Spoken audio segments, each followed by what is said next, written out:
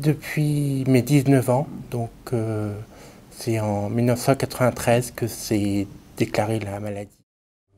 J'étais quelqu'un de très soucieux, un peu étourdi, j'avais du mal à avoir des liaisons avec des amis, avec des camarades de classe et voilà, j'étais en échec scolaire et c'était très difficile d'obtenir mes diplômes, brevets, bac, c'était vraiment très compliqué pour moi.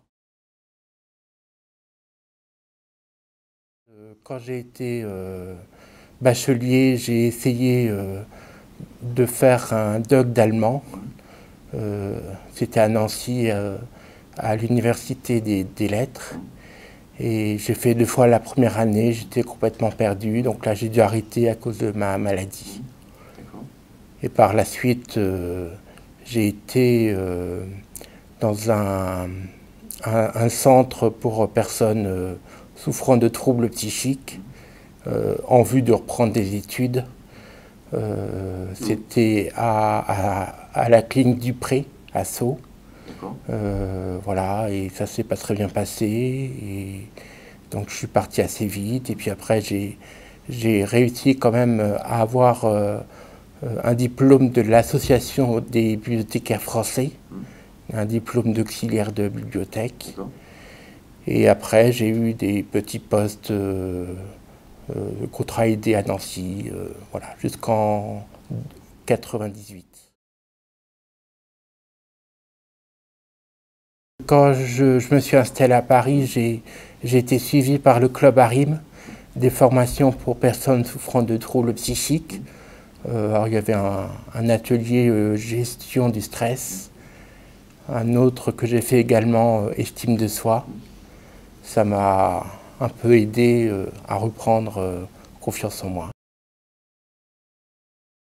J'ai arrêté, mais j'ai fait 2 formations. C'était assez compliqué parce qu'il y a eu plein de tests avant de faire des formations, toute une batterie de tests. Voilà, des tests un petit peu sur l'intelligence, sur la concentration, enfin voilà, des tests un petit peu difficiles à réaliser. Grâce aux formations, oui. Dès que j'ai fini les tests, ça m'a beaucoup aidé pour l'intégration en équipe. Chaque lundi, je vois après mon travail la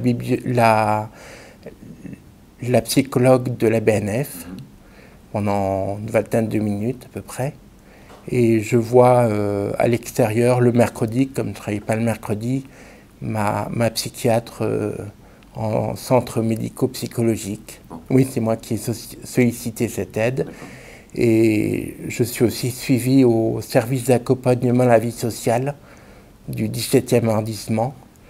Voilà, ce qui me permet d'être plus sociable, de faire des activités avec d'autres personnes souffrant de troubles psychiques. Je prends de l'olanzapine. Donc je prends également du séroprame. Je prends de la kinète en retard également. Et puis j'ai des médicaments en cas de besoin, Lexomil ou Seresta. Et ces médicaments, vous les prenez quotidiennement? Oui, quotidiennement, le matin et le soir. Oui. Le matin, j'ai une dose assez forte, le soir un peu moins forte. Et ce qui me permet de tenir la journée dans de bonnes conditions, sans avoir d'angoisse. Parce que sans ces médicaments, vous ne pourriez pas travailler? Non, non, ça serait complètement infaisable.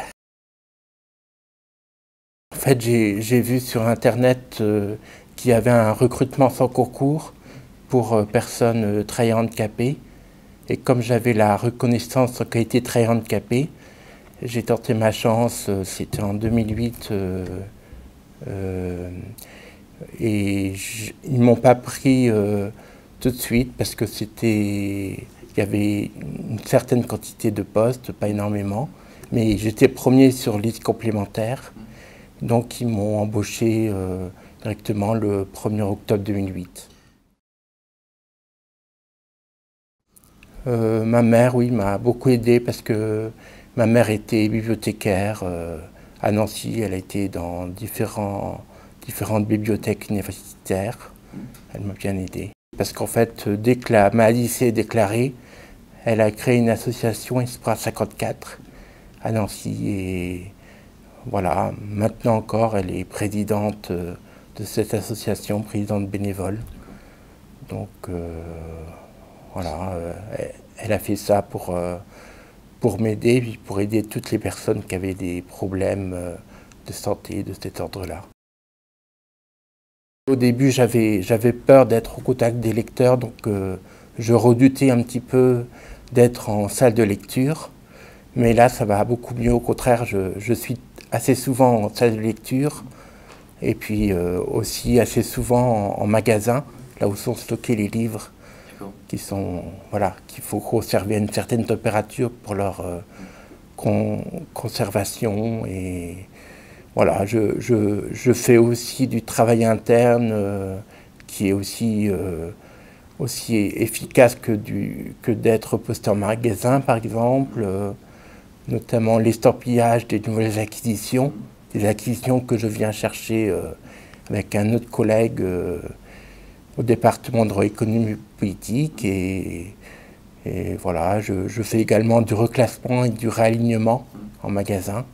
Ça me permet parfois de retrouver des livres qui sont perdus ou égarés depuis plusieurs années. Ça peut m'arriver.